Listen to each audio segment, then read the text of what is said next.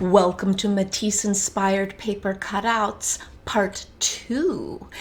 And today we are going to begin by working on the background. The background is the part of an artwork that looks like it's furthest away, and it often is not the subject matter or the part that you might think should be the focal point, the important part. But the background is very important. Let's begin. Hello, my talented artists.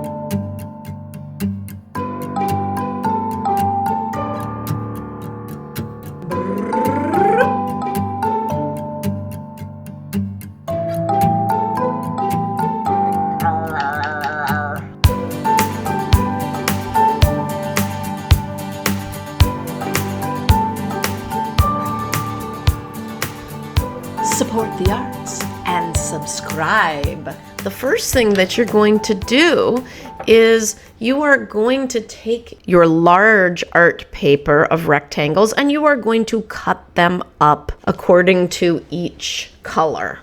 So you're going to have 8 or more art papers to choose from. Some of you may have painted some larger papers. I want you to cut up all your papers, and even though you can share your art papers, of course, just make sure that you write your name on each of these to keep track of them.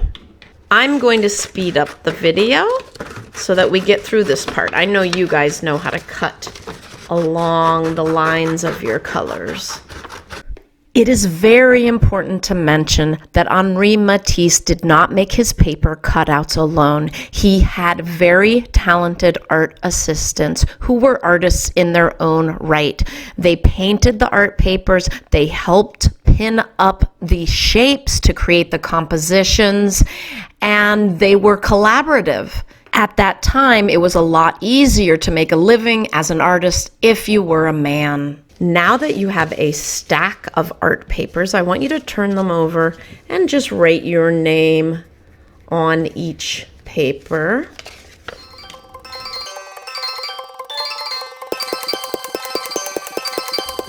Excellent. Pause for students to cut their art papers out and write their names on the back.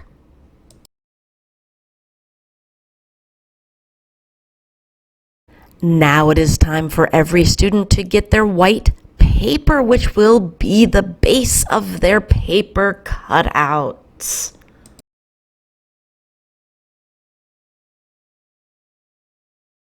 Let's begin by writing our names and our secret codes. Make sure to draw a shape, could be an organic shape or a geometric shape, around your secret code.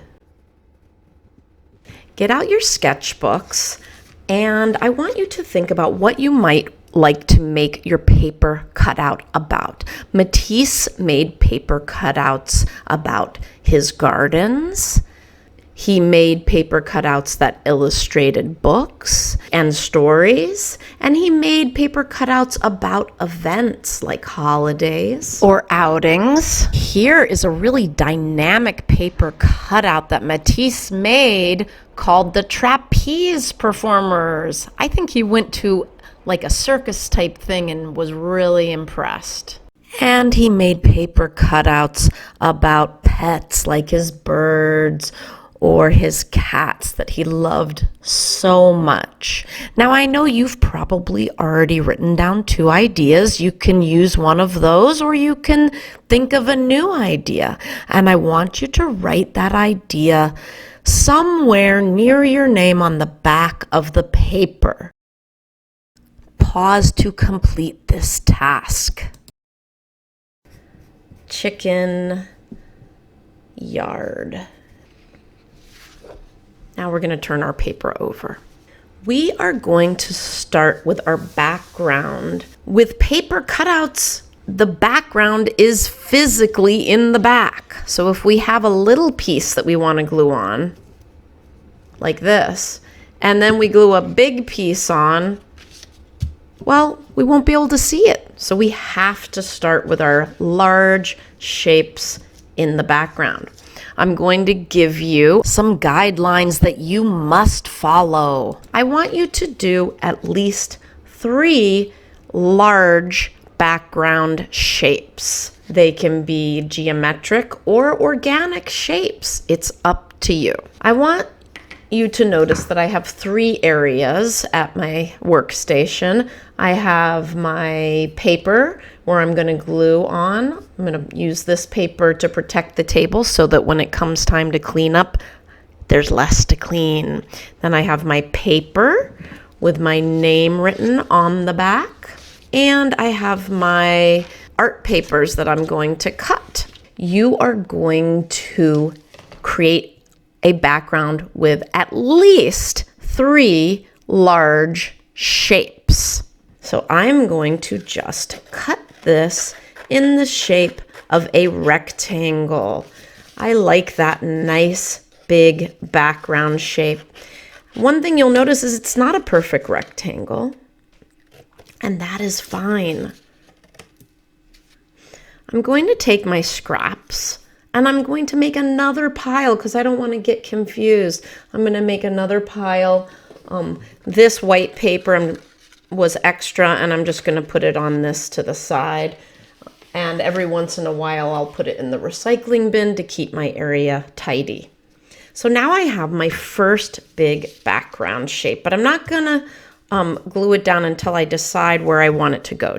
It could go vertically. Let's see what it looks like diagonally, or it could go horizontally. Once you decided where you want your first shape that you cut out to go, we need to use our wonderful gluing techniques to glue. We're putting dots of glue all along the edge of the shape. We don't really need glue in the middle. As I'm spreading the glue, I can feel parts that are not gluey enough. If your finger doesn't slide along the glue, you need a little more glue. The big pieces of paper need more glue than the little pieces of paper. So we want to make sure it lays flat. And the only way for it to lay flat is if it has enough glue and it's spread all the way to the edge. Now, I have a messy finger. I can wipe it in the middle of my big paper, or I can wipe it on my messy paper. I've decided to put it right in the middle. Now, what's the next thing I need to do? You guys might notice that my paper is not laying flat.